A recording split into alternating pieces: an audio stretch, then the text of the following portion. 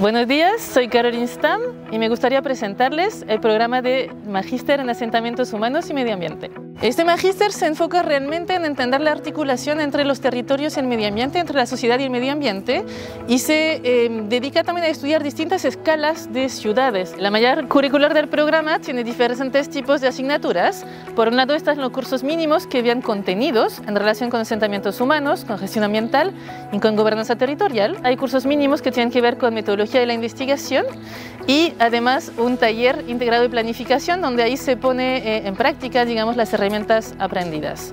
El campo ocupacional de los egresados es muy variado. Estamos pensando en ministerios, municipios, gobiernos regionales, como empresa privada, consultoras, sobre todo en temas ambientales, y también, por supuesto, organizaciones de la sociedad civil, ONGs. Creo que de aquí al futuro necesitamos repensar nuestra forma de habitar los territorios y es algo que estamos viendo en este magíster. Bueno, buenas tardes a todas y todos los presentes. Les damos la bienvenida a la que es la tercera jornada de investigación de este año 2021. En esta ocasión, la profesora Carolina Rojas presenta parte de su proyecto Fondesit titulado Efectos de la urbanización y accesibilidad en los humedales urbanos del área metropolitana de Concepción, Urban Coast 2. Carolina es geógrafa por la Pontificia Universidad Católica de Valparaíso, doctora en cartografía, sistemas de información geográfica, teledetección por la Universidad de Alcalá. Bueno, y agradecemos la presencia también de Sandra Iturriaga, es académica de la Escuela de Arquitectura de esta misma facultad, magíster de Arquitectura en la Escuela Técnica Superior de Barcelona, y actualmente es candidata a doctora en Arquitectura y Estudios Urbanos. Ya es doctora, perdón. La página de arquitectura no está actualizada. Ya me estaba asustando ya. Retrocediste. Sí, perdona. Es doctora en Arquitectura y Estudios Urbanos en esta misma facultad. Eso, agradecemos la presencia de ambas. La estructura de esta jornada es más o menos conocida. Caro, tienes como 30 minutos para presentar. Luego vienen los comentarios de Sandra y posteriormente abrimos la mesa de discusión para que los asistentes puedan participar. Ya, bueno, muchas gracias por la presentación y muchas gracias por venir a todos y todas, porque sé lo difícil que es venir a una charla, más encima del otoño y a la hora de almuerzo, así que me imagino que están muy interesados en conocer cuál es la situación de los humedales del Paro, en este caso de Concepción. Y también, Sandra, agradecerte por venir a comentar el estudio. Tú lo conoces bastante bien y además se pueden hacer interacciones bastante constructivas con lo que es la arquitectura del paisaje y también con otros ecosistemas como los ríos, donde Sandra tiene mucha experiencia. Ya, primero comentar que este trabajo ya es como la parte final de una investigación de fondos que ha durado 4 años, que es sobre los efectos que tiene la urbanización y las implicancias que podría tener la accesibilidad a los humedales, o sea, visitar e interactuar con los ecosistemas en sus estados ambientales. Entonces ya esto es la parte final, donde nos referimos en específico a las relaciones que se pueden encontrar entre ir a los humedales, visitarlos, con aspectos de valoración de los mismos ecosistemas. Ya es una encuesta que se hizo a 680 personas que visitan 6 humedales en el área metropolitana de Concepción. La hicimos en 2021, en pandemia, y estos resultados ya fueron presentados en Concepción, en la biblioteca municipal, y ya pasaron como por la validación de las personas que están súper comprometidas con la conservación de estos humedales. La encuesta tiene 4 dimensiones. La primera es la dimensión espacial, es decir, dónde están estos humedales, dónde viven las personas que interactúan con ellos. La dimensión sociocultural, que son como aspectos demográficos que tienen, características demográficas de las personas encuestadas. La dimensión de accesibilidad, que se refiere a si los visitamos, qué frecuencia los visitamos, en qué modo vamos. Y la dimensión perceptual, que es el valor percibido que tienen las personas respecto al apego y la restauración, es decir, cuánto afiliación tengo con estos ecosistemas, y respecto de los servicios ecosistémicos, que son los beneficios que la persona puede recibir de los ecosistemas. Ya trabajamos con 6 humedales urbanos, en Concepción hay muchos más, pero estos probablemente sean los más reconocidos y los que tienen más comunidades, ¿cierto? Organizaciones ambientales en pro de su defensa, porque también tengo que explicar que buena parte de estos humedales están muy afectados por rellenos, por pérdida de superficie, por contaminación, por presencia de coliformes fecales. O sea, están sujetos a una serie de presiones que han hecho más difícil su conservación. Ya, pero como en el proceso de esta investigación también se aprobó, se promulgó una ley de humedales urbanas, también se han transformado en ecosistemas como de tendencia por el hecho a que ya pueden ser sujetos, ¿cierto?, a un reconocimiento, y de esos que están ahí, el humedal Paicaví, por ejemplo, ya es reconocido como un humedal urbano. Entonces, como que convergen varias acciones. Por un lado, comunidad que interactúa mucho con estos ecosistemas y los quiere conservar, y por otro lado, proyectos de infraestructura de transporte, infraestructura de drenaje, proyectos inmobiliarios que están planificados o que ya se han realizado en estos ecosistemas. Entonces, por ello también elegimos seis. Ya ahí tienen una. Ahí en el interior. Ahí hay unas imágenes para que se hagan una idea, si no los conocen, de cómo son estos ecosistemas. El primero lo recuerdan también, que es una marisma costera que está en la bahía de Talcahuano. Es un humedal de inclusión salina o humedal con agua salada. El Paicaví y el Vasco de Gama son humedales palustres, es decir, que son de agua subterránea y antiguos cauces de ríos, son de agua dulce. El humedal Los Patos también es un humedal palustre, ahí ven una foto con las urbanizaciones alrededor, es una villa. El humedal Boca Maule entre un humedal costero y un humedal eh, palustre de interior. Y el humedal Corpura es un humedal costero que está al lado de una caleta de pescadores y de la playa de Corpura. Bueno, esto lo voy a pasar rápido, pero más bien es cómo se caracteriza la muestra. Eh, Hay mayor porcentaje de mujeres encuestadas, 60%. La mayoría tiene estudios, educación media y educación superior, ahí vamos con un 70%. Los ingresos más bien están concentrados en los grupos D, C2 y C3, o sea, son ingresos más bien medios. Hay que considerar que estas 680 personas viven en el entorno de los 6 humedales, y ese entorno lo definimos como un buffer de 500 metros del perímetro de cada humedal. También tienden a ser personas adultas, un 50%, también hay adultos jóvenes y adultos mayores del 17%. Un 22% participa en organizaciones sociales ambientales. Te lo preguntamos porque ya habíamos visto en otro instrumento que hay una correlación positiva entre defender los ecosistemas con participar en organizaciones ambientales. Y lo otro que preguntamos también es por los años de residencia. Sí, eran menos de 10 años, más de 10 años y, bueno, toda la vida, más de 30 años. Y encontramos que sí, que hay bastante pertenencia, ¿cierto? Las personas conocen el barrio y la zona en la que viven, entonces han visto como en el fondo el humedal evolucionado o involucionado en el tiempo. Ya, vamos a los resultados. La primera es la dimensión de accesibilidad. Aquí preguntamos cuánto residía en el barrio. La mayoría más de un año, se había conocimiento. Los resultados también se pueden interpretar por cada uno de los humedales, pero en realidad las personas conocen bien el barrio y conocen el ecosistema. Esta pregunta la incluimos por aspectos de urbanismo. Recientemente se ha ido valorando en el urbanismo, en las prácticas, ¿cierto?, urbanas, el hecho de vivir cerca de la naturaleza. Entonces preguntamos si desde las viviendas, porque estos humedales están sujetos a tanta presión inmobiliaria, si es que esas viviendas aprovechaban o no la vista del humedal, y les preguntamos si lo podían ver, y como ven, el 95% no ve el humedal, o sea, casi todas las viviendas que se han construido le dan la espalda al ecosistema, y en el poco porcentaje que hay para ver el ecosistema, lo que más se ve es la vegetación en un 78%, la basura en un 47%, y el agua en el caso 37. Esto ya nos puede indicar que las personas, las pocas que pueden ver el humedal desde su casa, reconocerían la vegetación y después la basura.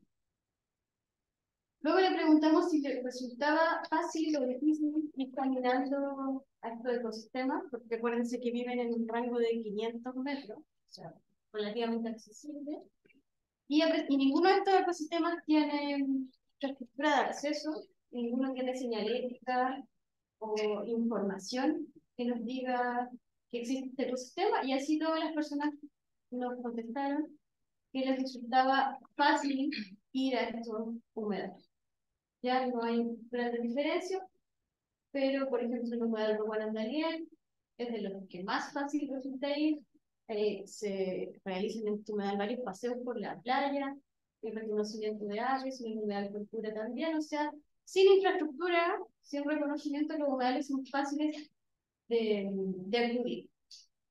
Luego les preguntamos con qué frecuencia visitaban los humedales. Y aquí nos sorprendió que el 50% de la muestra no visita los humedales, o sea, no va. Entonces, como está todo este criterio de sustentabilidad, de vivir cerca de la naturaleza o de tener espacios abiertos porque te promueve la salud o el bienestar, en este caso, ecosistemas urbanos, donde hay mucha urbanización cerca, a las personas no les interesa acudir a ellos, en un 50%. Pero sí, al otro 50% le interesa y va, y por ejemplo, es interesante como un 14% va por lo menos una vez a la semana a ecosistemas que están totalmente como abandonados.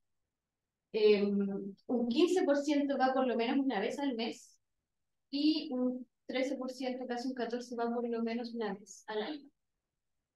Y un 5%, no es menor, casi un 6%, va todos los días. Entonces aquí hay una oportunidad, al menos para más de 300 personas, de un interés, ¿cierto?, por entender más estos ecosistemas, por interactuar más con ellos y por saber cuáles son los beneficios que reciben al frecuentar. Después le preguntamos cuánto tiempo pasaban en esta visita y la mayoría, ¿cierto?, de la muestra nos dijo que pasaba menos de una hora, por el 48%, pero prácticamente igual entre 1 y 2 horas.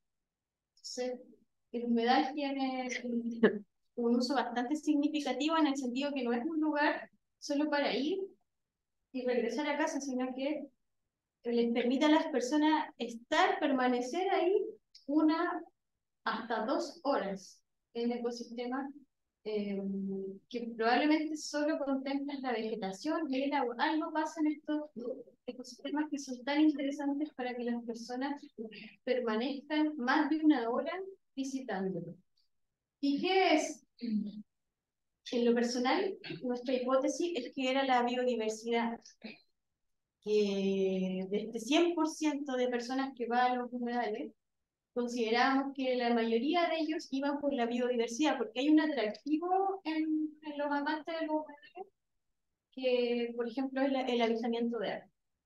Pero en estas personas, que no necesariamente son amantes de los ecosistemas, sino que son los que viven cerca de ellos, nos apareció el pasear y contemplar. O sea, una función tan simple y sencilla como contemplar el paisaje fue la más importante al momento de visitar estos humedales, en un 64%. Y en un segundo lugar aparece el deporte. Nosotros en terreno hemos verificado cómo personas salen a correr también por algunos senderos como los urbanos. Y en tercero, el tránsito. Porque también en algunos de estos humedales hay actividades laborales, por ejemplo la agricultura, y en otros hemos visto que hay personas que prefieren cruzar por un humedal para sus paseos y sus movimientos, ¿cierto?, su movilidad diaria, que irse por la calle, porque justamente estas zonas están muy fragmentadas y rodeadas de autopistas, por ejemplo, o de avenidas de alta velocidad que les parecen molestos para transitar. En otro estudio, que no lo voy a comentar ahora, pero que hicimos con Felipe aquí, medimos cómo es la morfología urbana en torno a estos ecosistemas y la verdad que hay mucha fragmentación, mucha autopista, mucha promoción del automóvil como modo privado, entonces son espacios que no están integrados a la ciudad y la gente reconoce, es mucho más agradable transitar por un ecosistema para moverte que irte por esas veredas angostas y autopistas. También le preguntamos el modo en el que visita el humedal para luego entender qué sería lo más sustentable en el caso hipotético que quisiéramos integrar estos ecosistemas ya realmente en la ciudad. Y nos dijeron caminando, lo cual es súper positivo porque esto motiva, o sea, los ecosistemas urbanos están motivando movilidades sustentables. Y otro paradigma, ¿cierto?, del urbanismo sustentable es que nos tenemos que mover en modo cero emisión, como la caminata, y resulta que estos ecosistemas abandonados nos motivan a mover justamente en esos dos modos. También hay porcentajes que van en automóvil y muy poquito en transporte público, porque como ya decía, están desintegrados en la ciudad, entonces no hay paradas de transporte o, o recorridos que permitan acceder a él. Pero sí es importante la caminata.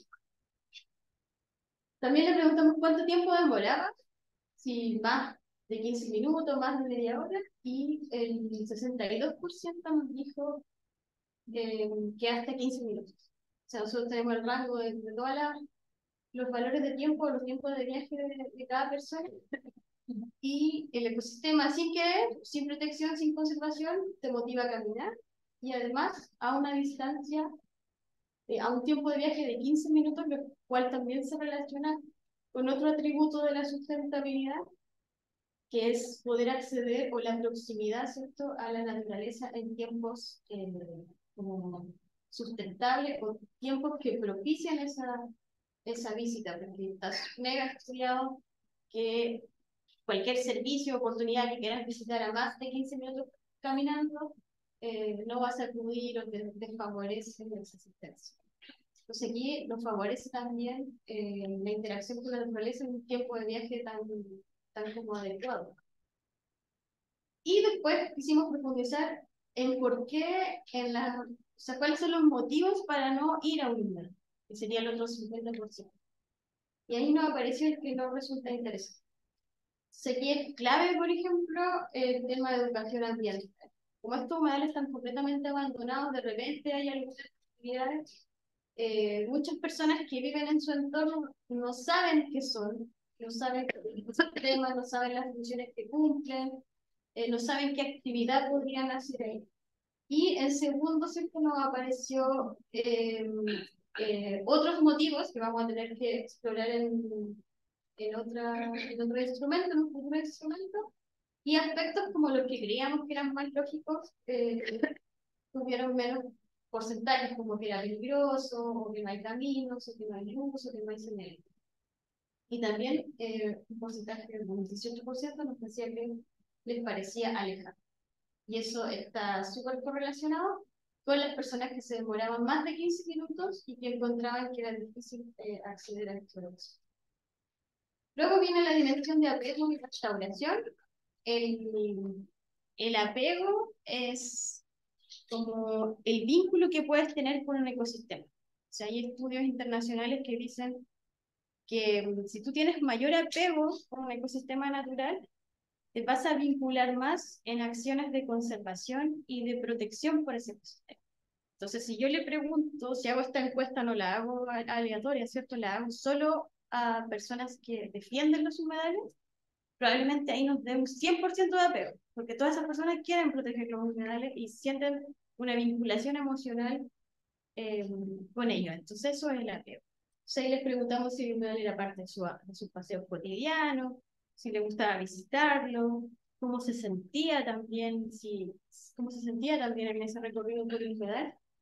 Y también les preguntamos por la restauración. Y la restauración es cómo un ecosistema te ayuda a superar ciertos estados de ánimo críticos que uno puede tener en el día. Por ejemplo, el estrés, ¿cierto? O una crisis.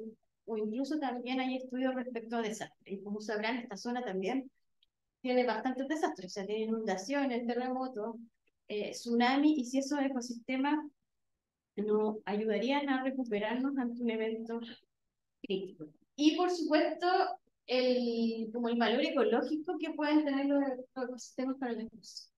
Entonces, la primera pregunta de apego a restauración era, ¿qué es para usted un humedal? Y ahí casi el 80% nos dijo que era un área que presenta condiciones ambientales bajo de equilibrio ecológico, donde interactúan los ámbitos del sistema terrestre, atmosférico y agua. O sea, las personas reconocen el valor ecológico que tienen los ecosistemas.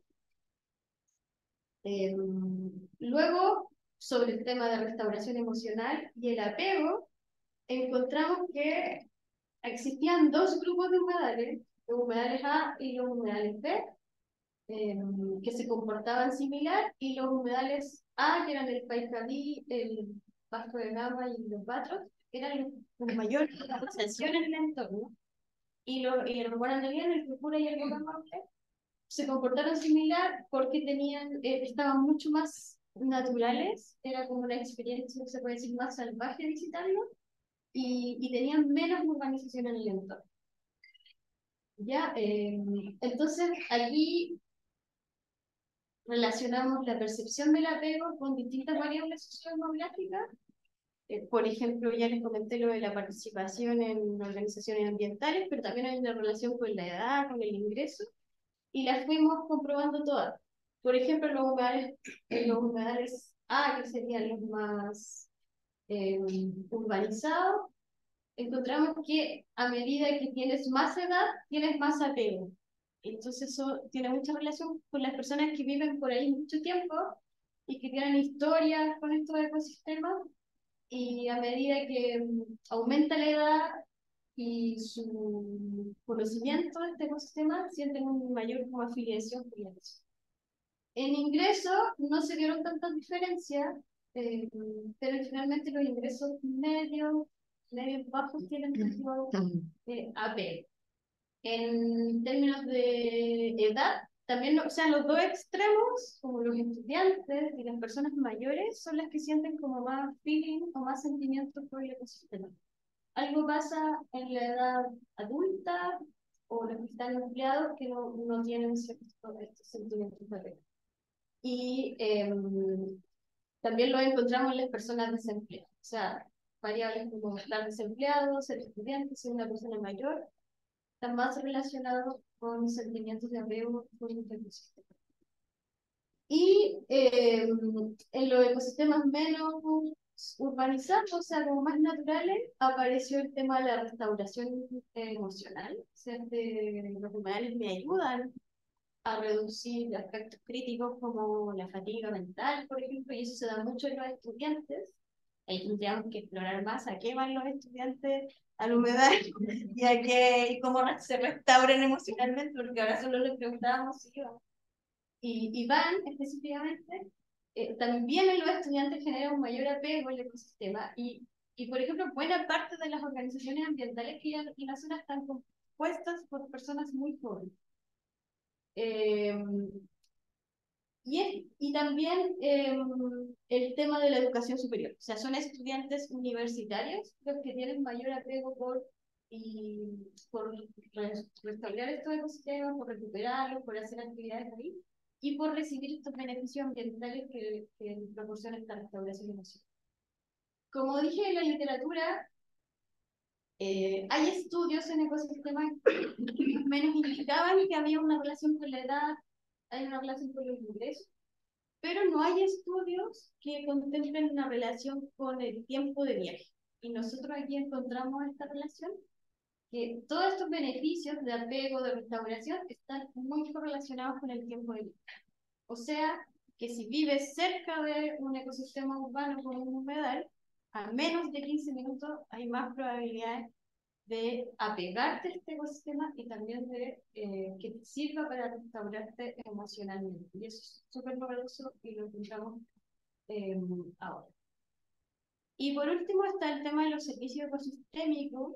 Probablemente lo conocen. Los servicios ecosistémicos son los beneficios que nos proporcionan los ecosistemas naturales, o son las acciones o las funciones ecológicas que hacen de forma gratuita y que se pueden valorar. Por ejemplo, en esta zona hay muchas inundaciones, y los humedales, como tienen esta función de esponja, nos pueden ayudar a mitigar una inundación.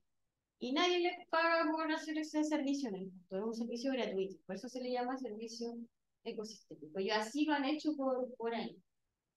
Nosotros, la cantidad de servicios ecosistémicos es mucho más extensa que esta, pero hicimos como una calibración previa de lo que ya habíamos encontrado y qué era lo que tenía más sentido para este tipo de ecosistemas en áreas urbanas. Y medimos servicios ecosistémicos culturales, que son los primeros, como la actividad recreativa, el primer grupo, el deporte, el turismo, el valor estético, reducir el estrés, que ya lo veníamos sabiendo con la restauración funcional, la educación y la ciencia. Después vienen los servicios ecosistémicos de regulación, como el que comenté de las inundaciones, o sea, cómo el ecosistema nos puede ayudar a regular el clima, por ejemplo, la temperatura, o controlar la inundación. Entonces ahí están los más atingentes de esta zona, como la protección de tsunami, de marejadas, de inundaciones, protección de la costa y purificación del agua. Y en el tercer grupo están los servicios ecosistémicos de provisión, o los que nos podrían ayudar para obtener algo de ese ecosistema. Por ejemplo, agua para uso doméstico, esto es súper real. El terremoto del 2010, las personas nos quedamos sin agua y la gente fue a las lagunas y a los humedales a buscar agua. El aseo personal, la carpa, en el caso de un terremoto, por ejemplo, la provisión de alimentos y el almacenamiento y retención de agua. Y en las barritas más verdes, o sea, en las verdes, se ve la mayor cantidad de personas que estuvo de acuerdo con ese servicio ecosistémico. Y además lo medimos en un contexto normal, por ejemplo ahora, y en un contexto de desastre. Y ahí, como ven, en un escenario normal, o sea, como un día cotidiano, lo que más valoran las personas de los humedales son las actividades culturales y no los servicios más físicos, ¿cierto? O ambientales, que son los que creíamos nosotros que iban a ser los más valorados. Resulta que las personas prefieren o valoran las actividades recreativas que pueden hacer en este ecosistema, el deporte y el turismo, el valor estético, la reducción del estrés y las posibilidades de educarse y tener actividades. Y los otros, que son como más evidentes para proteger un ecosistema, no aparecen o aparecen en menor cantidad. En cambio, cuando los ponemos en una situación de desastre, como un tsunami o un terremoto, ahí sí que nos aparece, por ejemplo, la protección de la costa, la protección de inundaciones y mucho los aspectos de provisión, el refugio, porque buena parte de estas personas ya vivió esto en 2010.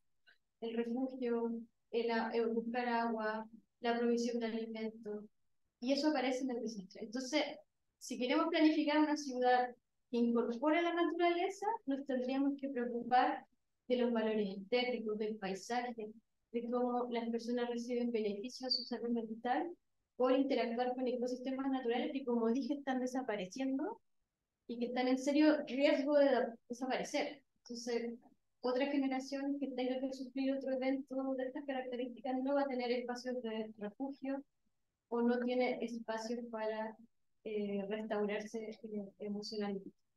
Y aquí profundizamos un poquito más en el tema de la regulación, que aparece evidente en el escenario de desastre, que prácticamente se explotó los humedales. Y hay unas fotografías de inundaciones del año 2006 que sufrieron y que todavía están súper presentes en las personas. Por lo mismo, valoran más el tema de las inundaciones fluviales y en segundo lugar las inundaciones por tsunami, porque el tsunami tiene frecuencia más alta de desarrollo y las marejadas en menor proporción. Ahora, si pregunto esto mismo, probablemente en Algarrobo o en la quinta región, probablemente las marejadas puedan superar las inundaciones fluviales. Y esto nos interesaba mucho porque Hay mucha literatura respecto al valor que tienen las áreas verdes, de lo importante que es acceder a las áreas verdes y que las áreas verdes ayudan al estrés y a los beneficios mentales, sí, pero no hay evidencias sobre otros ecosistemas naturales. Y aquí la encontramos que las personas valoran aspectos estéticos del humedal y los humedales, como les dije, están totalmente abandonados, no tienen restauración ecológica, no hay senderos, no hay miradores, y así todas las personas superan en un 50% el valor estético de los humedales como están, y también consideran que estos espacios le ayudan a reducir el estrés. Entonces, esto es algo que también queremos explorar. Hay escalas también de reducción del estrés que podríamos explorar en un siguiente instrumento, y ahí se pueden hacer las comparaciones de qué pasaría en un ecosistema natural versus estos ecosistemas más planificados como son las áreas verdes, que nosotros tenemos como incrustado en la cabeza que es súper bueno hacer parques y áreas verdes, pero probablemente los parques y las áreas verdes que tenemos no son tan naturales y las personas están recibiendo más beneficios en áreas naturales. Entonces, como resumiendo, encontramos que hay una percepción positiva de los servicios ecosistémicos. Esta nuevamente aparece con la edad, o sea, jóvenes y personas mayores. Los adultos parece que están todo el día trabajando y no perciben nada. Caminando, o sea, hay más percepción positiva cuando participas en una organización ambiental. También cuando vas caminando a interactuar con estos ecosistemas. Cuando vas al humedal, por supuesto, si nunca visitas el humedal no tienes ningún tipo de percepción. Esto es lo novedoso, la distancia, o sea, a menor distancia hay más apego, hay más restauración, hay más valoración del servicio sistémico, y también el hecho de vivir más tiempo en el bosque. Ya un menor tiempo de residencia tendría una menor relación.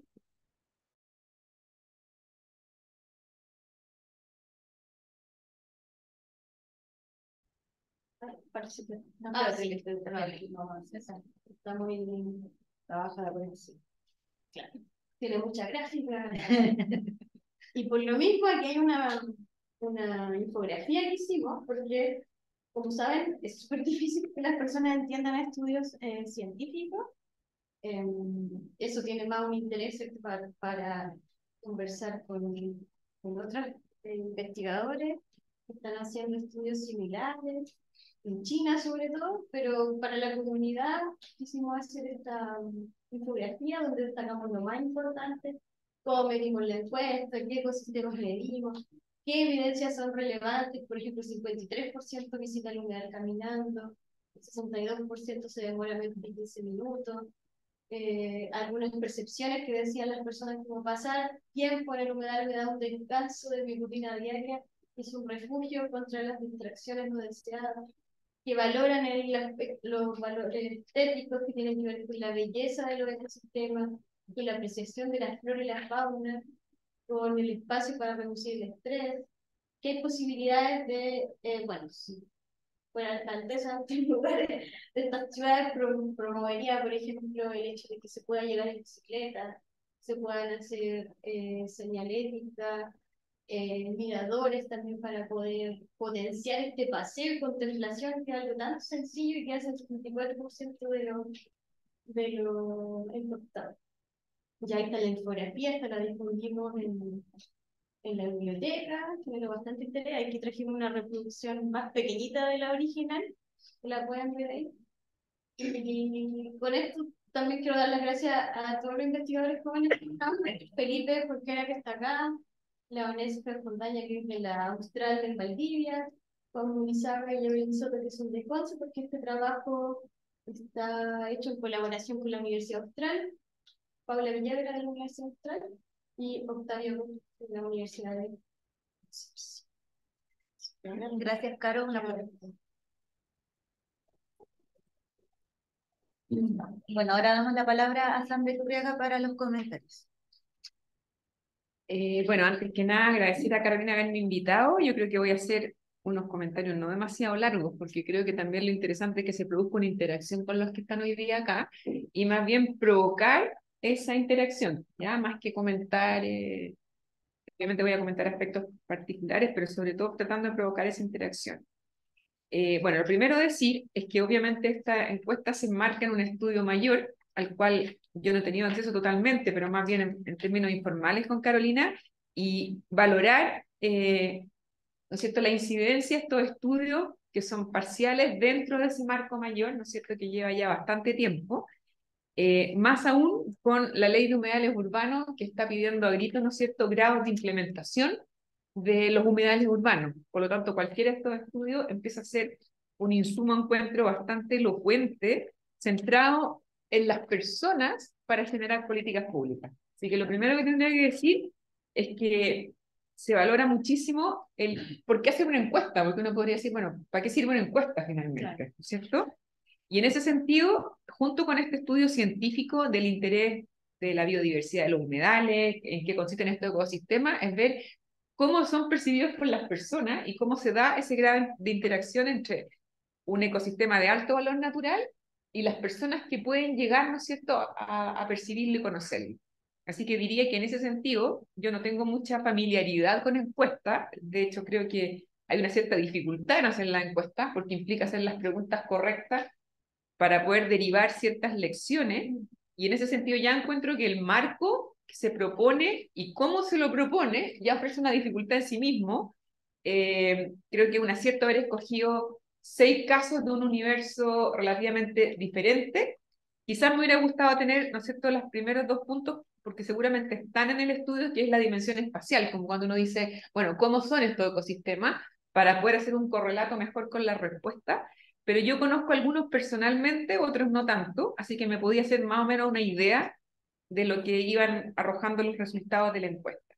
Así que eso, dicho eso, este foco en las personas no es nada de evidente. Normalmente se hacen estudios a veces de los ecosistemas per se, el valor que tienen, cuánto arrojan como componentes al medio ambiente, incluso la carga de mitigación de ciertos aspectos, etcétera, pero no siempre el foco está en las personas. Y eso permitiría, y lo digo así como al tiro, digamos, dentro de mi observación, es que al hacer estos estudios permite tener incidencia en lo que sigue. O sea, la ley está pidiendo hacer ordenanzas y planes de manejo, y eso no se puede hacer si no es de la mano de cómo las personas lo perciben, porque no es algo abstracto, no es como un medio ambiente natural y con muchas bondades en términos abstractos. Podemos otorgarle un montón de acciones, pero si no va de la mano con las comunidades, lo más probable es que no pase nada. Entonces, dicho esto, como que este foco inmediatamente le pone un desafío, es que cómo esta encuesta puede ir dirigida a la implementación de planes de manejo, ordenanzas o reglamentos de humedales urbanos, ¿ya? Sabiendo que está arrojando ciertas componentes y condicionantes. Dicho eso, obviamente su principal interés y objetivo era visibilizar esta correlación o convivencia entre las personas y estos medios naturales. Y cómo, ¿no es cierto?, es percibido con estos indicadores que pone Carolina, ¿no es cierto?, sobre todo de accesibilidad y el valor percibido. Pero al mismo tiempo, yo quisiera entrar ahí con mi comentario, es que muestra las enormes contradicciones que todavía hay de la convivencia de estos espacios naturales en la ciudad. O sea, como que no es nada de evidente ciertas contradicciones, y creo que la encuesta ayuda a dibujar esas contradicciones para ver qué hacemos con ellas. Por ejemplo, la primera contradicción es que, entendiendo que cuando uno les pregunta a las personas qué es un humedal, pueden contestar en forma mayoritaria que son ecosistemas que ofrecen determinados valores. O sea, hay información que ha calado como científica. Es como si alguien le preguntara si sabe del cambio climático, pero inmediatamente después le dicen ¿cómo lo afecta a usted? Y la respuesta es que lo encuentran poco interesante y por eso no van. Por lo tanto, ahí yo veo que hay como una contradicción entre que la gente sabe que proveen de ciertos servicios positivos en términos medioambientales, pero ellos le están pidiendo una carga de uso que está más asociada a un espacio público en la ciudad o a la noción de parque humedal. O sea, ¿por qué voy a ir yo si no me está ofreciendo algo que es lo que esperaría?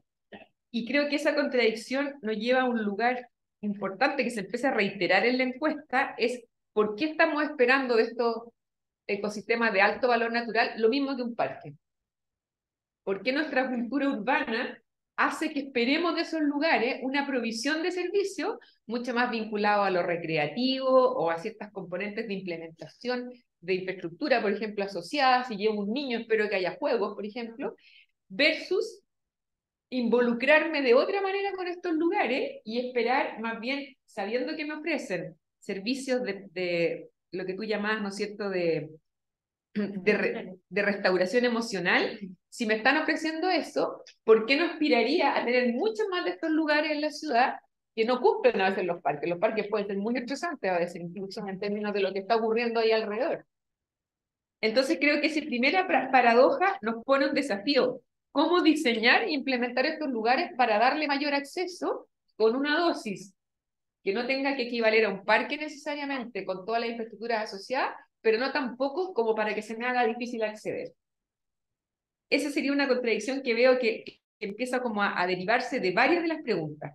Ahora, no es menor que a pesar de que un 50% declaraba que no iba nunca, estando en sus cercanías a 15 minutos, sería la segunda paradoja, ¿por qué no vas si te queda tan cerca? Y todas las políticas públicas de espacio público y de parque se están pensando para que queden en proximidad de 15 minutos de alguien, de un habitante. O sea, en vez de tener un gran parque metropolitano, hay varios estudios que dicen que es mejor que tener pequeñas células cercanas a las viviendas para poder caminar a esos lugares. O sea, lo segundo sería la paradoja, es que los humedales, cumpliendo con eso, siendo ecosistemas que están mejor distribuidos espacialmente, o sea, en Concepción hay más de estos 6 incluso, hay muchos más, o sea, uno podría decir, es el ecosistema más apropiado para cumplir con una ciudad caminable, un 50% declara que no va. Y esa paradoja, creo que, de nuevo, es porque aparece, por decirlo, un poco subrepticiamente a las preguntas, que se lo considera que la oferta que tiene no me hace ir a esos lugares, sin embargo los tengo a la mano y puedo ir caminando. Cuestiones que uno le exigiría a un espacio público de no sé, las condiciones que estaba hablando. O sea, propiciando una ciudad sustentable sería el mejor de los ecosistemas para responder. Entonces, ¿cómo la política pública se hace cargo de estas paradojas? La tercera paradoja es que, entendiendo, ¿no es cierto?, a pesar de que el estudio no medía biodiversidad, sí había algunos parámetros en que la gente iba porque consideraba que había un cierto aprendizaje de esa biodiversidad, ¿no es cierto?, entendiendo que hay un alto valor natural y ambiental del cual puedo aprender. La paradoja es, si acaso yo, dentro de mi universo, podría ir solo a proveerme esos servicios o necesito más bien de un programa, una guía, recorridos guiados, pasarela o una infraestructura que posibilitara eso. Porque en estricto rigor, alguien que ya tiene como una cierta educación y generalmente coincidía con los segmentos altos, o sea, mayor segmento educativo, había mayor percepción de ese valor ambiental. De nuevo, el desafío, la paradoja es cómo acercamos ese universo a mucha más gente que está necesitando de espacios abiertos y que tiene menos educación ambiental para saber que en esos lugares hay aspectos de aprendizaje sin necesidad de tener otros grados de implementación. Entonces, como que siempre se está dando como un enorme potencial y al mismo tiempo una paradoja que, como está inserto dentro del universo urbano, estos lugares están como cumpliendo ciertas funciones o pretendiendo cumplir ciertas funciones que se parecen más a un parque convencional que a un lugar salvaje natural. Creo que es súper interesante ese desafío porque nos lleva a los diseñadores a un campo reflexivo de decir, bueno, ¿cómo se diseña un parque natural pudiendo tener un montón de intervenciones, pero que al final no se parece a un parque serbio, por decirlo así, donde incluso la normativa que le caería si no tuviera que diseñarlo es de muchas áreas pavimentadas, sectores de estacionamientos de acceso? O sea, si tuviéramos que convertirlo todo esto en parque, la verdad es que desaparecerían los humedales, o en gran parte los que están ejecutados hoy día como parque. La paradoja ya está ocurriendo, que el valor del humedal tiende a invisibilizarse porque necesita demasiada implementación de infraestructura. Si quieren me interrumpen, porque creo que la conversación también tiene que dar lugar, ¿no es cierto?, que nos está poniendo como en una actitud de decir, oye, esta encuesta nos está informando que teniendo esto a la mano, que teniéndolo a una distancia cercana, que pudiendo cumplir este rol de espacios públicos abiertos o espacios naturales abiertos, que provean de servicios incluso recreativos y contemplativos, como decía Carolina, ¿no es cierto?, para poder responder con las demandas que hoy día existen de espacio público, al mismo tiempo están siendo subutilizados dentro de esa demanda. Y ese se descuelga de lo que estaba diciendo como paradoja, es que incluso en términos de los diseños, los parques, normalmente la noción de paseo no es un programa. Cuando se diseña un parque, normalmente se hace un listado de infraestructuras asociadas o equipamientos que pareciera que son los que proveen de las verdaderas implementaciones en los parques, desde equipamientos de más escala, ¿no es cierto?, hasta estacionamiento, juegos recreativos, baño, etcétera, pero el paseo en sí como que no constituye un programa. Y en ese sentido las personas nos están diciendo, de lo que más me gusta ir a estos humedales, de los que van, no de los que no iban, ¿no es cierto?, es que me gusta ir a pasear, a contemplar. Y yo creo que eso lo pondría en mayúscula, como así, pero subrayado, porque yo creo que si hay algo que cuesta de convencer al actor público, que pasear es un programa en sí mismo y que lo que hay que hacer es una red de recorridos a veces, más que demasiada infraestructura. Acaban de diseñar un parque ribereño al lado del río Mapocho, y el parque está lleno de actividades y infraestructuras asociadas al punto que ya no se sabe cuál es el área natural. Y es porque la gente lo pidió. O sea, el sustento del actor público es porque la demanda viene de la ciudadanía.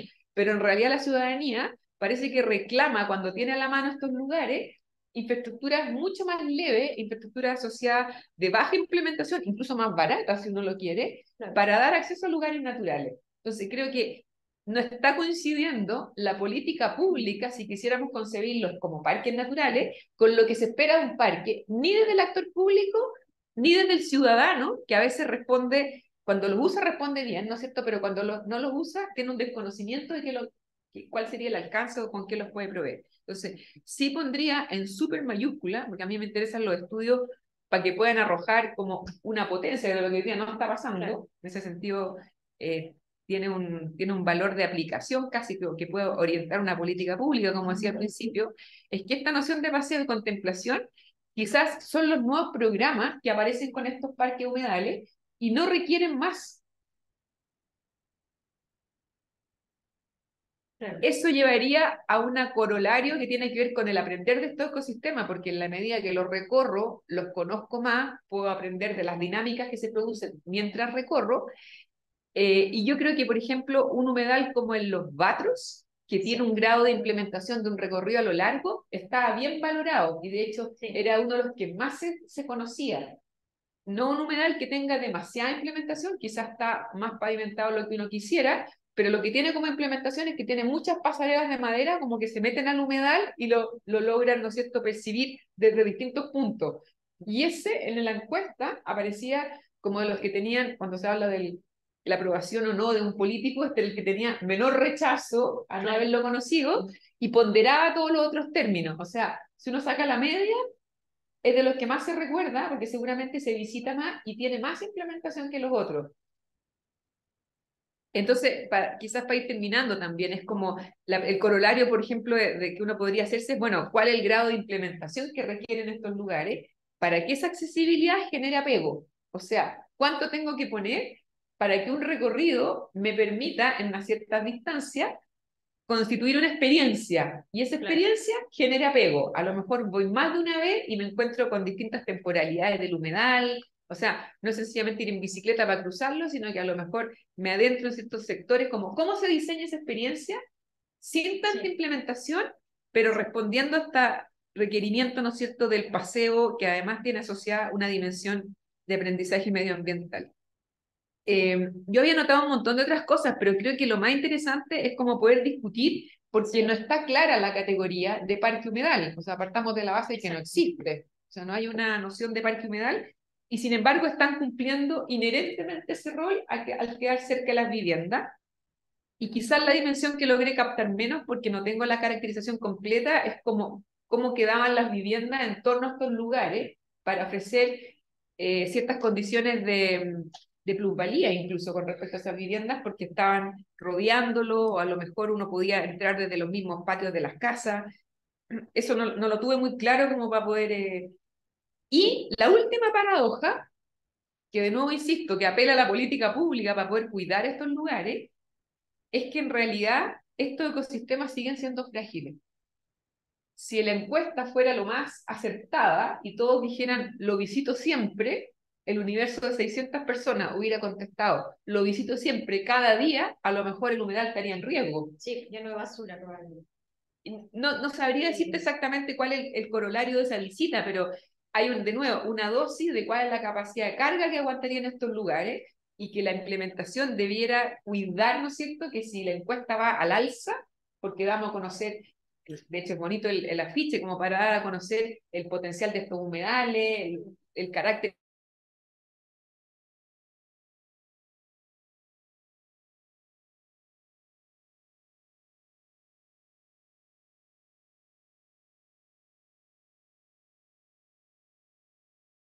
que es un tema de cómo calibrar esta información para llegar a dosis de recomendación, ¿ya? Que es como, si hubiera que diseñar un plan de manejo y una política pública, cómo las personas con su valoración me están dando insumos para poder diseñar esas dosis de a mayor visita, mayor apego, pero no tantas visitas como para que el humedal condicione, ¿no es cierto?, su vulnerabilidad o su fragilidad. Claro. Porque siempre pensamos en la salud que nos proveen los ecosistemas nosotros, pero no en la salud del ecosistema que podemos terminar nosotros afectando.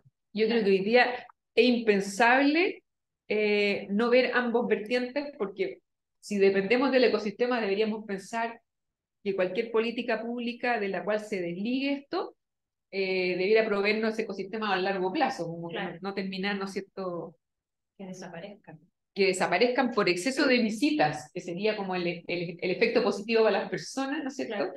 Ahora, yo creo que hay un corolario que quizás se descuelga de esta encuesta, Carola, que a lo mejor tú lo vas a seguir pensando, que es el diseño de estos lugares. Por ejemplo, si un recorrido tiene un ancho menor para soportar una capacidad de carga de una persona caminando a la vez y no tres, por ejemplo, es probable que esa dosis, la implementación de la infraestructura, permita dosificar esa capacidad de carga por su diseño. A lo mejor hay buenos casos de los cuales aprender, pero sobre todo yo me haría la pregunta de cómo estos lugares, a partir de esta encuesta, van dibujando un escenario de parques potenciales, parques naturales potenciales, con otro carácter de lo que lo solemos conocer, y qué dosis de implementación deberían recibir para dar respuesta a este apego sin generar la vulnerabilidad del ecosistema. O sea, hay muchas claves que están puestas como en ese diseño de la política pública o el plan de manejo y al mismo tiempo de los elementos físicos que deben interactuar ahí. Claro. Eso, creo que hay cosas súper interesantes, conclusivas, porque como digo, viene de la voz de las personas. Es probable que el universo, si uno lo desagrega la respuesta, nos encontremos con respuestas de mujeres de un tipo, por ejemplo, que a lo mejor igual orientarían a pensar que hay ciertos nichos que no están todavía traspasados las conclusiones, pero a lo mejor sería interesante saber qué piensan las mujeres, que son las que permanecen a veces en casa y llevan a los niños a estos lugares en términos recreativos. De hecho, nuestra muestra es más femenina que... Tenía mayor cobertura, ¿no es cierto?, de mujeres. Y lo otro que encontré muy bonito es que la entrevista está también orientada mucho al adulto mayor, y en una población que envejece como en Chile, los humedales serían una muy buena respuesta de espacio público natural abierto para un segmento de la población que básicamente quiere caminar. No quiere subirse a un tobogán para tirarse, digamos, por ahí, sino que quiere caminar, no quiere andar en auto y que quiere proveerse de un lugar que le quede próximo para poder ejercitar un aspecto de paseo contemplativo, ¿no es cierto?, a una velocidad que estos lugares parece que son excepcionales. Sí. Y en ese sentido creo que, de nuevo, como desagregando la información, uno podría incluso descolgar ciertas conclusiones a segmentos particulares, las mujeres, el adulto mayor, hasta qué punto hay una respuesta ya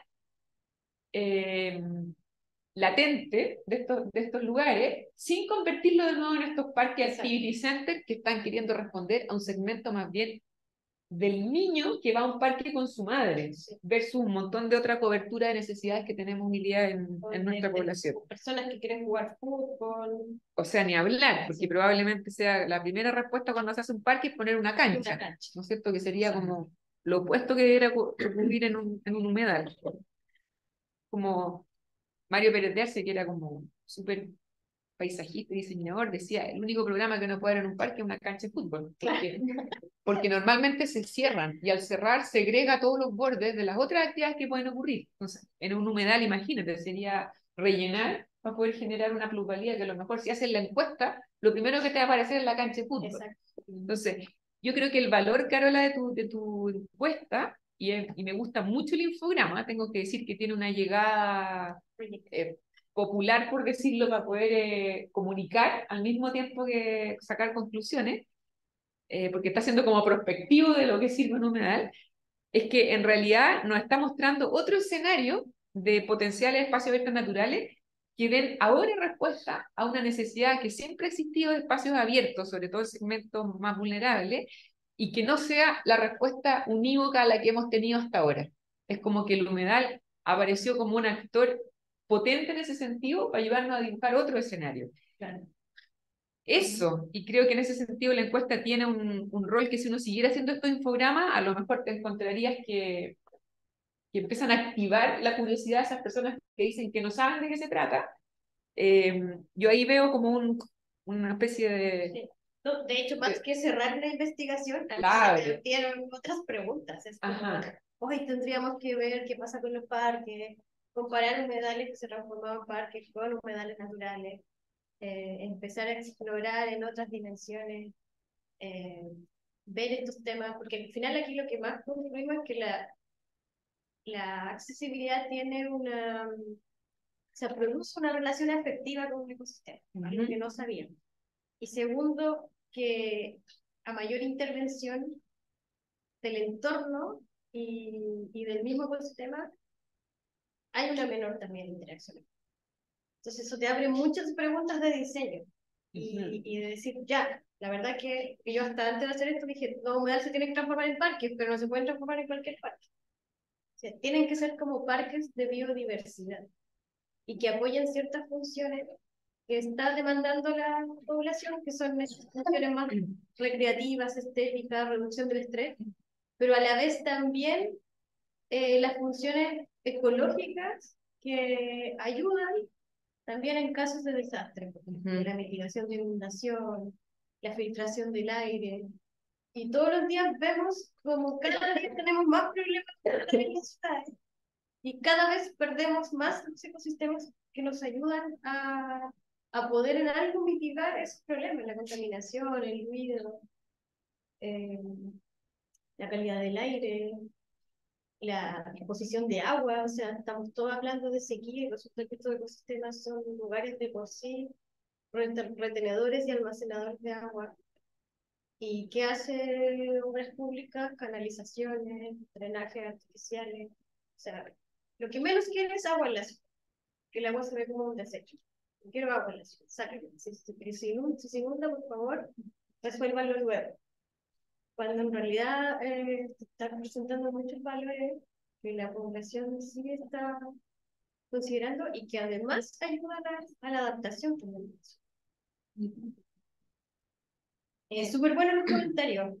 El uno, como un poco entender más el entorno, fue el primer objetivo de este proyecto y como lo publicamos no lo quise profundizar, pero más o menos a grandes rasgos lo que encontramos es que son entornos muy fragmentados, con densidades relativamente bajas, muy dispersas, y no hay homogeneidad en los entornos, a excepción de San Pedro, que tiene una villa de los años 50, 60, que son estas villas de obreros, que el urbanismo en esa época era más ajardinado y sí se integraba con los ecosistemas. Entonces son viviendas con áreas verdes en el frontis, áreas verdes que dan a la laguna, que dan a los cuerpos de agua, y ese fue el único conjunto de vivienda que encontramos que tenía algo de armonía con los ecosistemas. El resto, muros, bloques, viviendas dispersas, ventanas. O sea, el frontis del humedal, la ventana del baño, de la vivienda.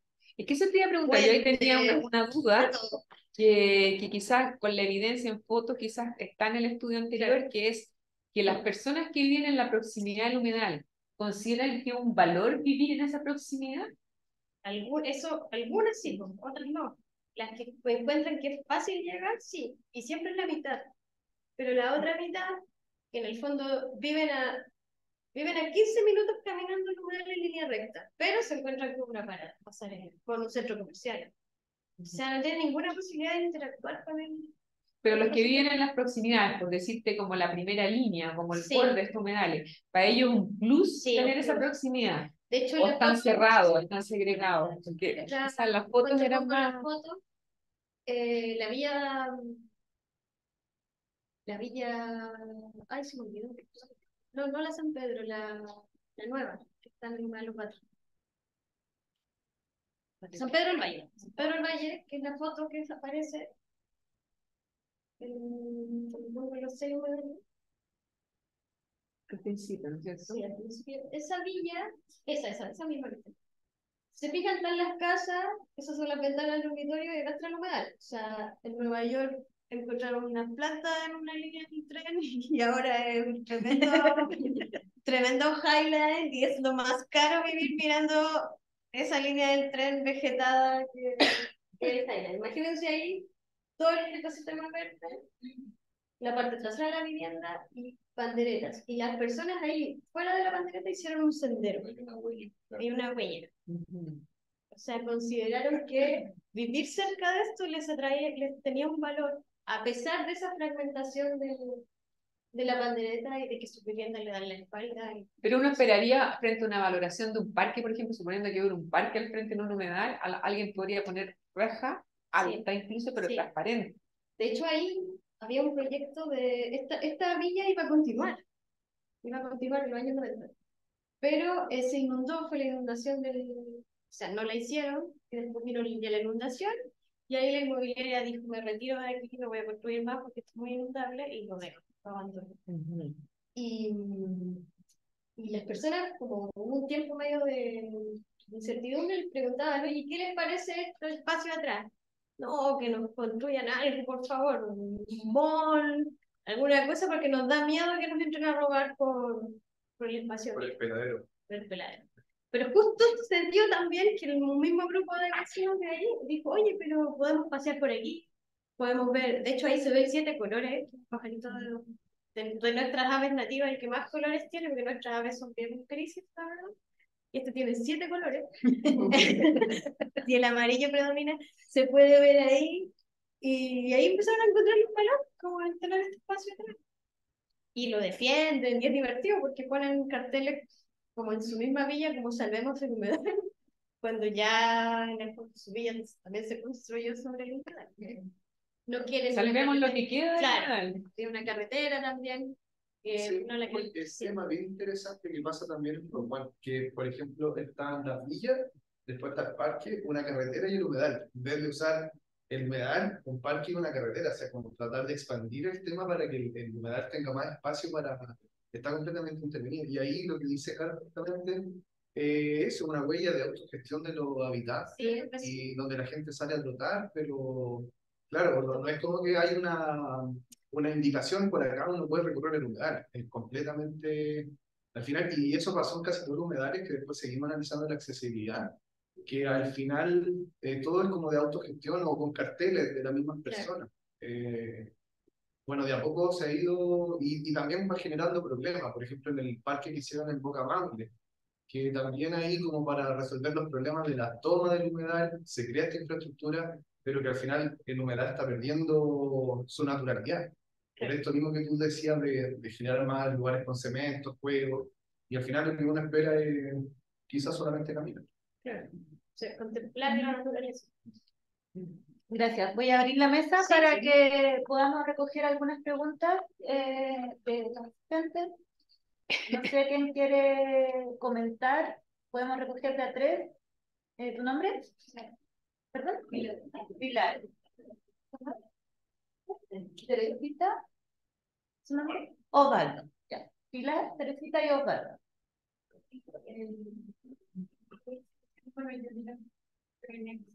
Ah, perdón, sí, tú fuiste, perdón. Bueno, no, eso muy bien, el tema de la relación con el parque urbano. Y también algo que venimos dando vueltas hace rato es el tema de qué pasa en la relación del apego con la propiedad del suelo de estos humedales. Como que ahí, y que también afecta directamente como a esta gestión que se puede hacer a través de la ordenanza y de los temas de participación ciudadana que son posteriores a los procesos de declaración, en donde la participación ciudadana tiene un tiempo bastante acotado, que son 15 días para poder presentar antecedentes, en donde el Ministerio del Medio Ambiente tampoco da respuesta acerca de qué hacen con esos antecedentes, tampoco los publica, como sí sucede en otros procesos de generación de normas del Ministerio del Ambiente.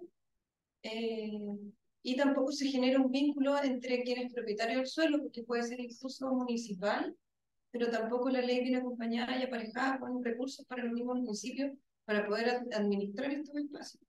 O como no hay incentivos finalmente, que es como también lo que pasa con los temas de monumentos nacionales, que es como, ok, te declaro esto, pero es como si queréis pintar blanca la misma fachada de siempre, tienes que pedir un permiso y va a ser muy engorroso y solo va a ser un poco más complejo para quien sea propietario de ese lugar, por lo cual también hay como, no sé, quedo como con la pregunta abierta de cómo mejorar ese apego en función de que también es de quién es propietario, porque también es como, oye, ¿sabes qué? Esto está abierto, pero en verdad no es mío, entonces como que no lo tengo que cuidar, pero ¿cuánto lo cuido?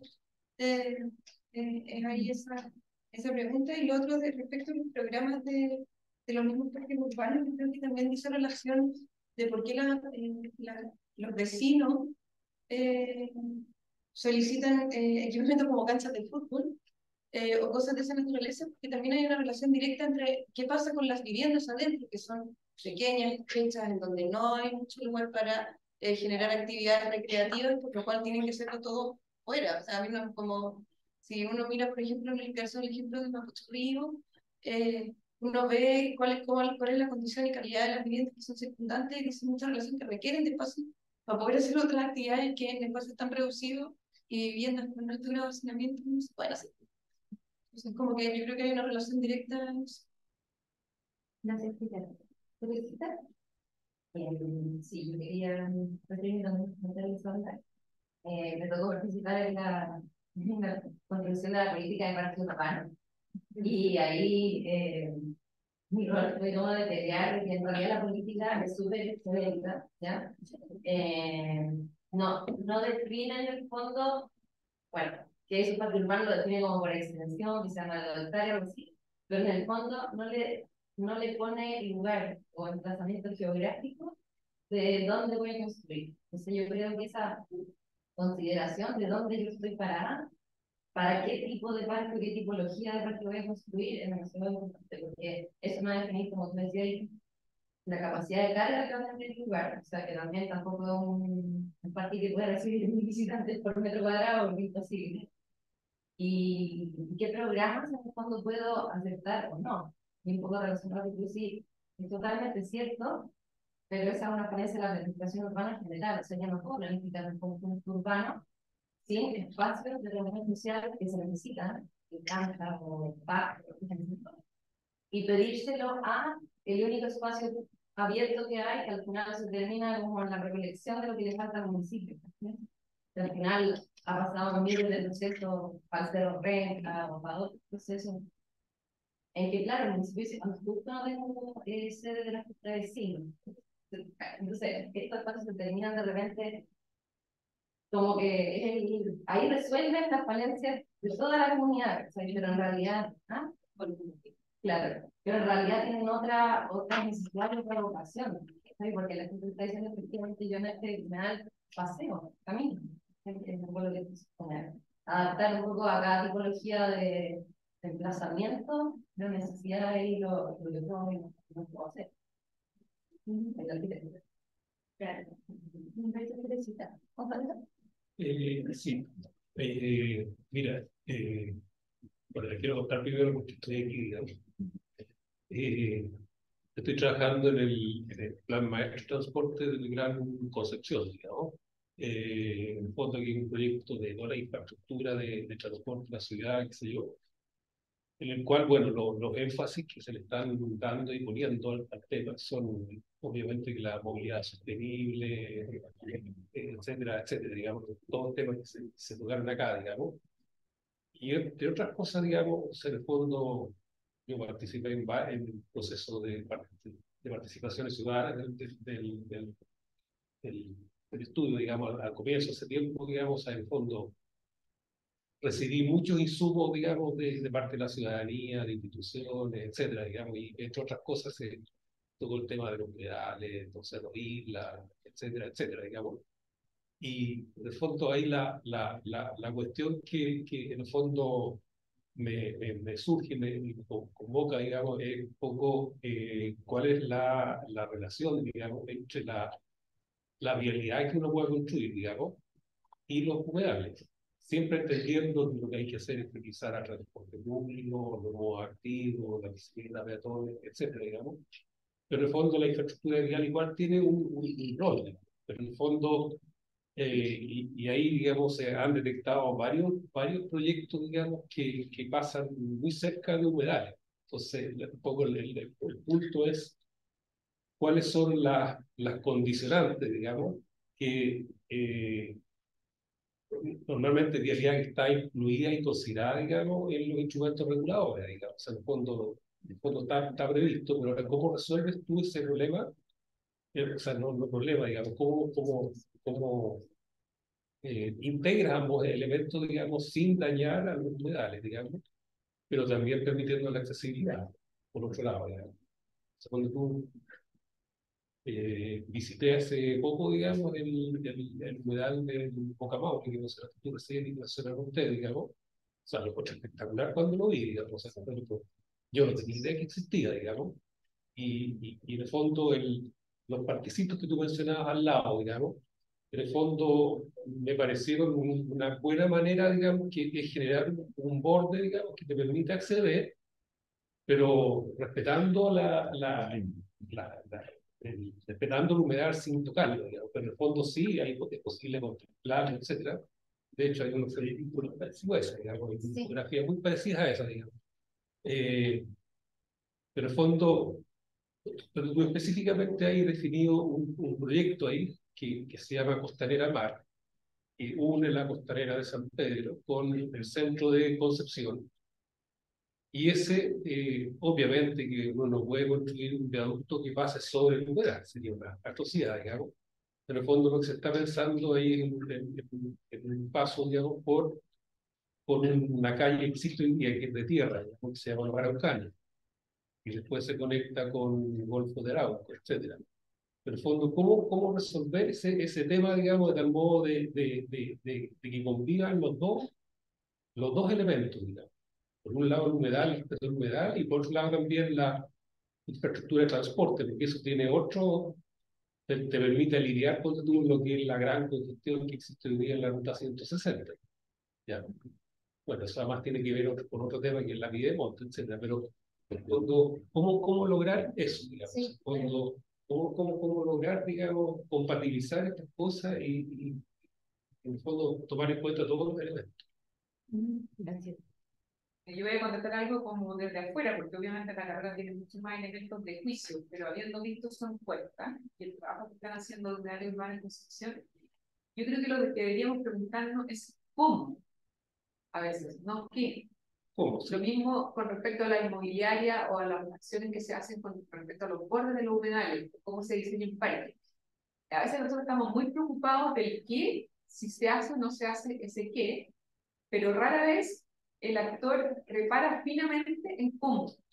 No, si esa es más bien la pregunta que yo sí, ¿cómo? Y en realidad en otros países se demoran todo el tiempo en formular el cómo, que tiene que ver con tecnologías apropiadas, con modos de construcción poco invasivos, con que los inmobiliarios no sencillamente usan el medio más barato de relleno para generar vivienda arriba, sino que son viviendas sobre pilotí o probablemente otro tipo de infraestructura. Y nosotros tenemos como unas opciones como más bipolares a veces, en vez de dedicarnos a ver ese fondo, que de hecho en muchos casos se nos puede tomar como referentes, incluso en países, China ha construido muchos sobrehumedales y se gasta lo que te tiene que gastar muchas veces para dar acceso con infraestructura de gran escala, no de baja escala, pero restaura al mismo tiempo. O sea, lo que uno ve como una pasarela de gran escala metida en humedal es porque pusieron la pasarela en el lugar más degradado, junto con no tocar el humedal, restauraron toda la otra mitad. Y nosotros a veces estamos volcados a sencillamente desacreditar o poner ciertas infraestructuras o ejercicios, ¿no es cierto?, incluso de parques en ciertos lugares, en vez de preguntarnos cómo.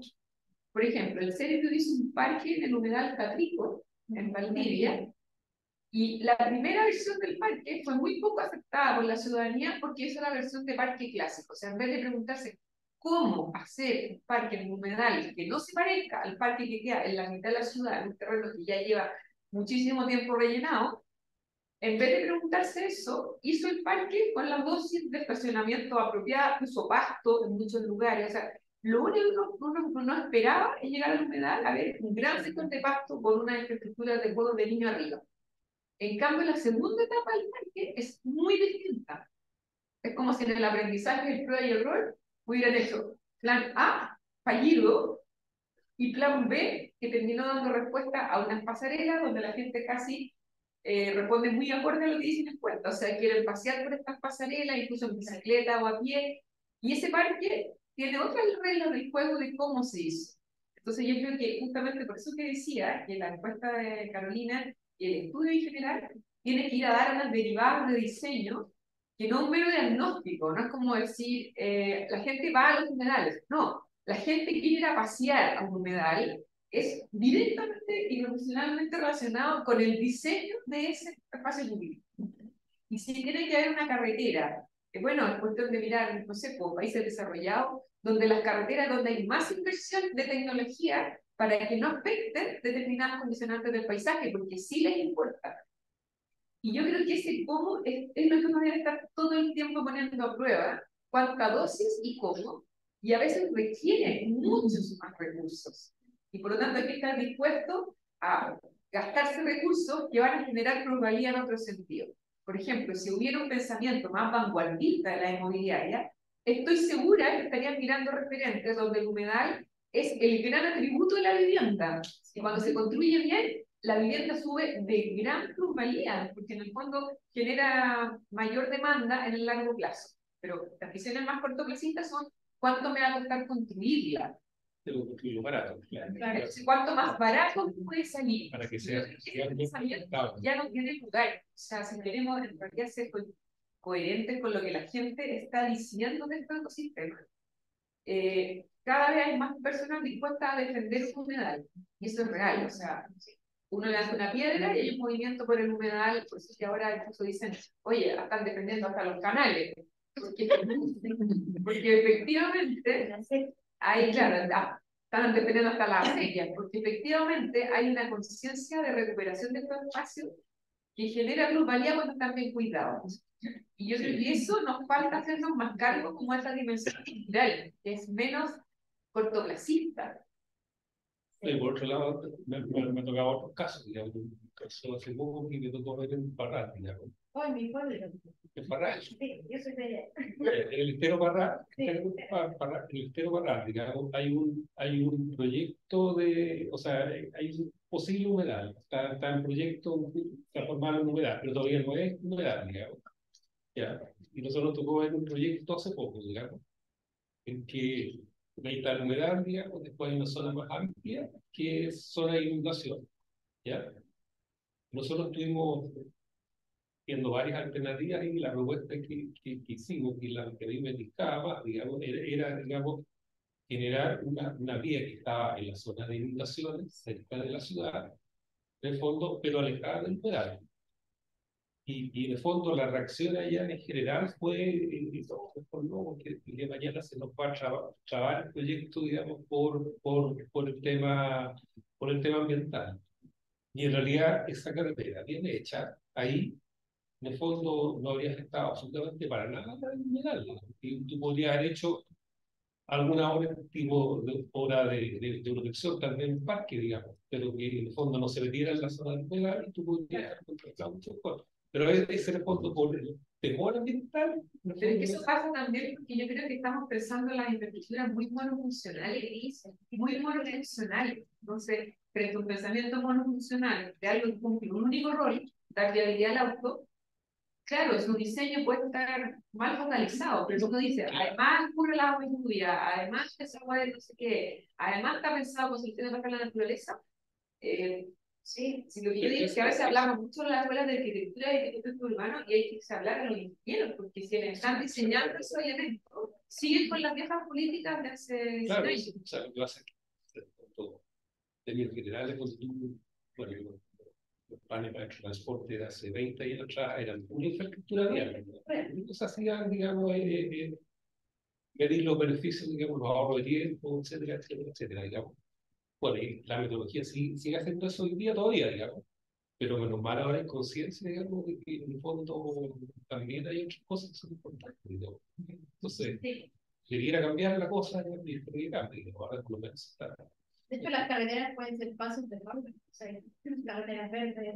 Sí. Está el problema de las abejas, por ejemplo, hay carreteras en Inglaterra que le pusieron plantas polinizadoras para atraer a las abejas porque era el único espacio que podían encontrar y son las carreteras. O sea, No, Hay la- la- la- plantas solares para poder generar China,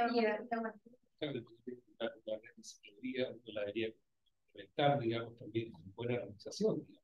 Cuando andar aquí en Santiago en verano en la ciclovía, digamos, y querrarse caminando, incluso. claro, por ejemplo, ahí los puentes de Concepción, las primeras versiones no tenían ciclovías. ¿Cómo pasa un puente que va a pasar por el río Biobío sin ciclovía? Porque el río Biobío es lo más potente que tiene. Y no le sacan provecho y es por lo mismo. Sí, no, bueno, la primera pregunta, Nos debíamos. nosotros nos importamos a los propietarios y tampoco defendemos que sus necesidades no se vean, la verdad no sé ni siquiera sus necesidades, pero sí lo que encontramos aquí es que la proximidad al ecosistema está muy relacionado con un valor positivo de la naturaleza. Entonces, si llego a encuestar a los propietarios, probablemente los propietarios que van a sus humedales, que lo van a reconocer y todo, van a tener una percepción más positiva del ecosistema. Pero si yo soy un propietario que le dé un terreno en Concepción y no voy nunca, y lo único que quiero es venderlo, obviamente no sé nada de ese ecosistema, entonces no voy a tener ese apego, porque nosotros entrevistamos a las personas que interactúan y que tienen más potencialidad de ir. Ahora sería interesante preguntarle ¿qué quieren? O sea, ¿qué valor le ven a eso? Pero estoy pensando, probablemente no le ven ningún valor. saber quiénes son. Claro. Eso quería saber yo, porque igual incide en el acceso, porque al final Sí. muchas veces te estás ahí metiendo a propiedad privada. Claro, pero estos ecosistemas no son todos, la porción no es toda privada.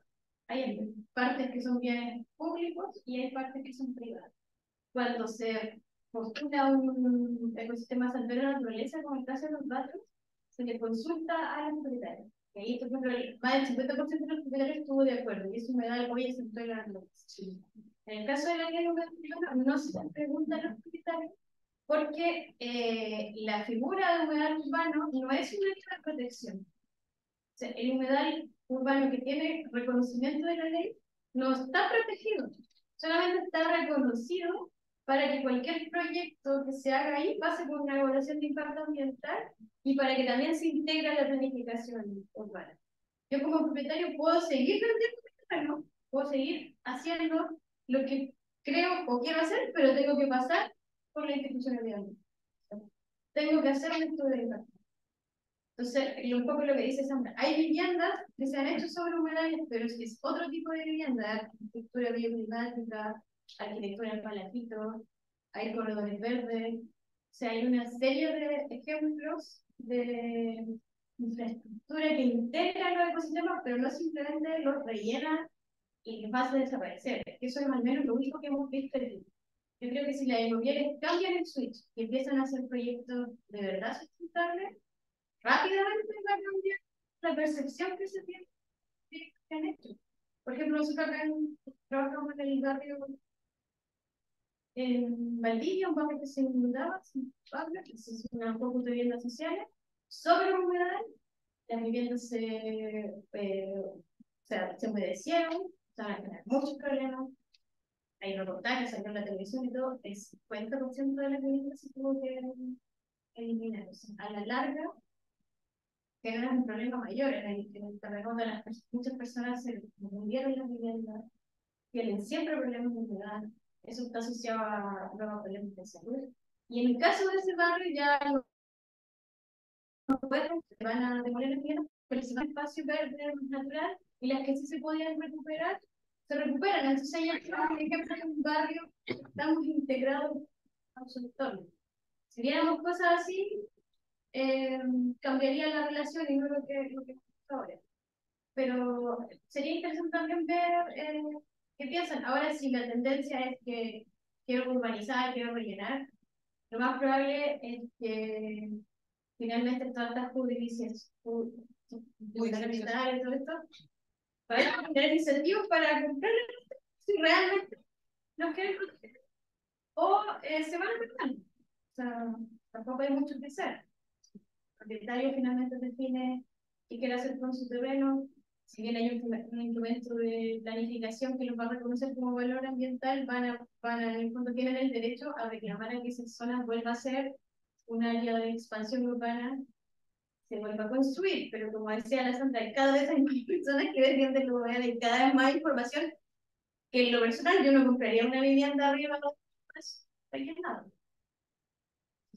Yo creo que el tema es que te compren el terreno, que te lo expropien, porque en el fondo si estamos hablando de parques y todo, la realidad es que ningún particular lo va a hacer gratis. Entonces lo que deberían hacer es que se comprometieran los fondos Y de hecho, los pocos parques que hay humedales en Chile son terrenos que eran del Servio, que estaban destinados para vivienda y que finalmente se... No, claro, finalmente también se trata de vivienda que son muchos, que son bastante más superiores que el tema de estar rellenando estas casas de vivienda que se humedecen, que se hunden, Claro. todas esas cosas. También responde quién va a vivir cerca de un humedal en estos espacios protegidos. ¿Quién va a terminar viviendo? La gente que tiene más recursos, porque son viviendas Depende. Depende. Como el precio le ponga la vivienda, cómo se la vivienda. O sea, que aquí tenemos mucho la visión como libre de mercado, más atributos más bonitos, pero... ¿Te puedo contradecir un poquito? Sí, dale. ¿Por qué tiene que vivir gente? ¿Por qué qué? ¿Por qué déjame decir la idea. ¿Por qué tiene que vivir gente en el límite o dentro del humedal en aquellos que tú puedes hacer, como se hace mucho en Europa, que son como zonas buffer en torno a los humedales?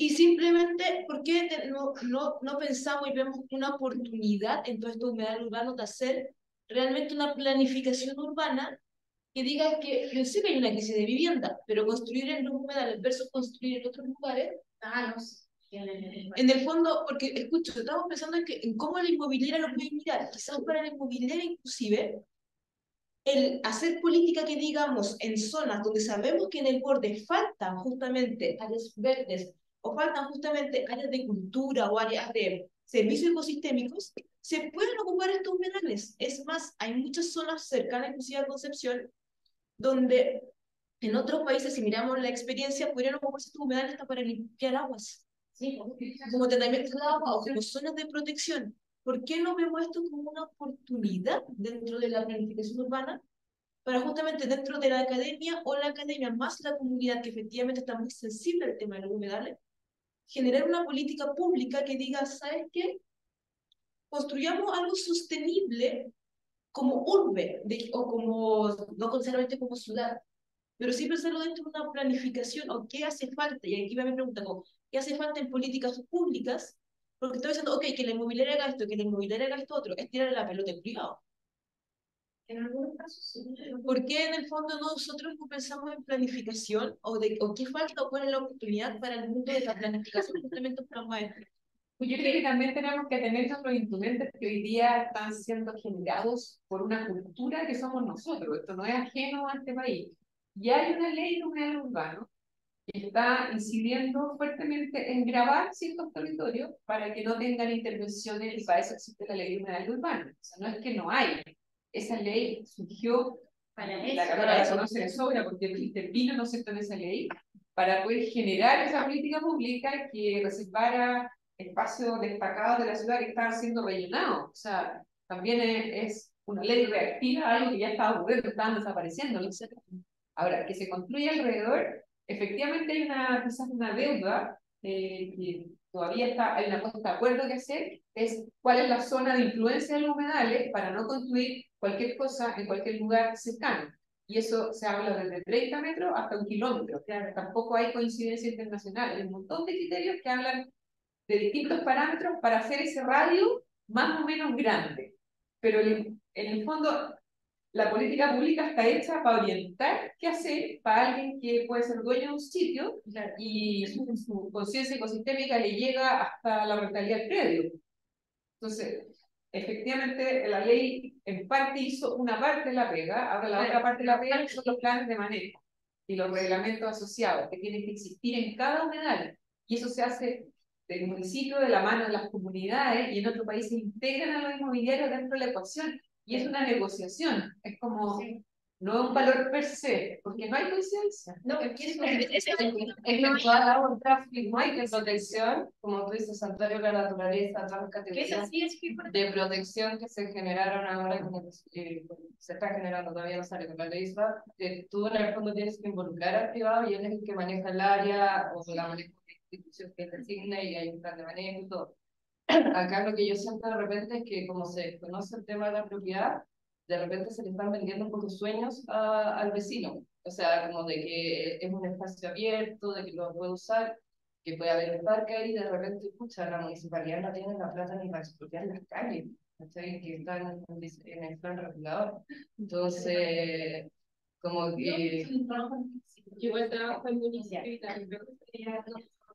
eso es lo que como que no tenemos, este es el tema, en verdad nos falta plata para todo. Pero hay varios privados muy bien, ¿no? Oye, ¿qué pasa? Yo tengo un amigo que quería hacer una partida también, y hoy en día tenemos el problema que no hay claridad en la partida. No funciona, entonces no es la mejor idea meterse en un proyecto así como privado, pensando tener rentabilidad esto hoy en día, porque no está claro cómo tienen que lograr el sello, no está claro nada. Pero yo no digo que le falta a la gente la intención. Yo creo también que no hay que construir en los humedales. Ahora tenemos un problema también con la definición de qué es un humedal, de los límites, hay un problema. Pero en el fondo yo creo que hay que hacerse cargo, como para ser sinceros, como de quién va a hacer todo eso en el fondo, en la práctica. Y yo no veo precisión ninguna. Es magíster. Ya.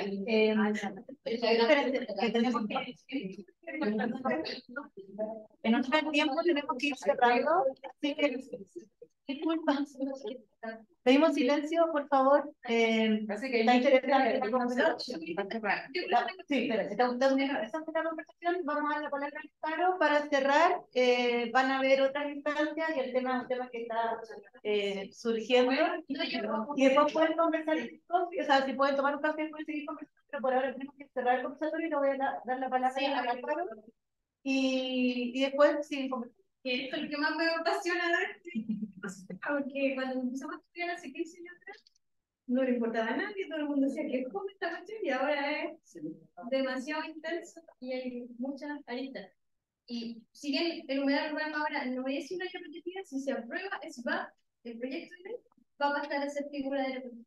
Y ahí entra todo el trabajo con los propietarios, ya que la figura de la protegida cambia, o sea, es que igual es una área colocada en un área de protección de valor natural, así sí, pero para la planificación urbana y la ley de evolución ambiental. Y es un área colocada bajo elección oficial, pues sí está declarado. Pero no para claro, para la evaluación ambiental, pero no es parte de las áreas protegidas. Ahora lo vamos a hacer y ahí se resuelven los temas. Trabajen con la comunidad y todo eso. Vamos, pero al menos por mi parte, no, que sale eso. Yo creo que es mucho más fácil que te declaren tu terreno por la ley de áreas como parte del Sistema Nacional de Áreas Protegidas, que reconoce que hay en el campo de la carga, a que te apliquen, que no reconozcan como ley de áreas protegidas. Y hay muchos desafíos y esperamos seguir investigando en esto. Y aquí somos como un laboratorio del tema. La Teresita va a hacer una tesis sobre el diseño de parques, está el magíster en mapa, yo estoy haciendo el diseño, el Felipe estudió en talento humano y todas las noticias, de eso se trata. Nuestra intención es mejorar la planificación de ustedes que sea más sustentable. Y un buen síntoma es que aquí no es puro académico. Eso ya es un muy buen síntoma. Eso significa que hay un interés que traspasa esta frontera y ese diálogo tiene que darse. Y esta investigación lo ha hecho.